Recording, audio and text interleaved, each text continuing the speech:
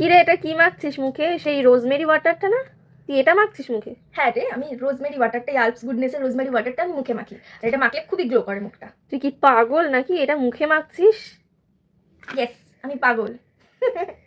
এটার মধ্যে আমি একটা টোনার বানিয়েছি, ঠিক আছে?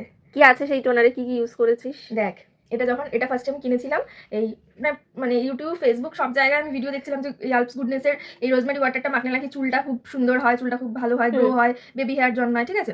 তো আমি এটা কিনেছিলাম। এবার কিনে তো আমি ইউজ তো করলাম, কিন্তু আমি সত্যি বলছি আমি সেরকম কোনো ফল পাইনি। তো যাই হোক, এবার মানে এই যে বোতলটা, এটা আমার খুব ভালো লেগেছিল। তো আমি ভাবলাম যে বোতলটা না ফেলে দিই, আমি এর মধ্যে যদি কিছু বানাই। এবার আমার টোনারটা তখন শেষ হয়ে গেছিলো। তো আমি ভাবলাম তাহলে এর মধ্যে আমি একটা টোনার বানাই। কি টোনার বানাবো? তো মা তো প্রত্যেকদিন ওই চাল ভিজিয়ে রাখে, মানে পরের দিন ভাত করবে বলে আগের দিন রাত্রিবেলা চাল ভিজিয়ে রাখে।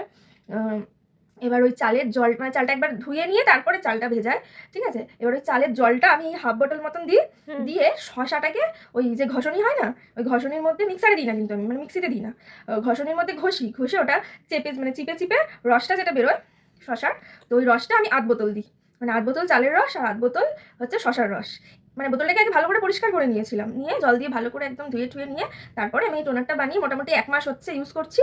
তো মানে এর আগেও একটা বোতল আমি ইউজ করেছি, এরপরেও আমি আরেক বোতল বানিয়েছিলাম, সেটার থেকেও এতটা মতন আমি মেখে ফেলেছি। তো সত্যি খুব ভালো কাজ করে, মানে রোদে যে মানে পড়ে মুখটা পুরো ট্যান পড়ে যায়, বা ধর ওই মানে যেটা বলে বার্ন হয়ে যায়, সানবার্ন। হ্যাঁ, সান, মানে সূর্যের রশ্মির জন্য যেটা বার্ন হয়ে যায়, তো ওই পোড়া দাগটা সত্যিই তুলতে অনেক হেল্প করে। তো সবারই এটা হেল্পফুল হবে আশা করি। তো সবাই এটা ইউজ করতে পারো, ঠিক আছে?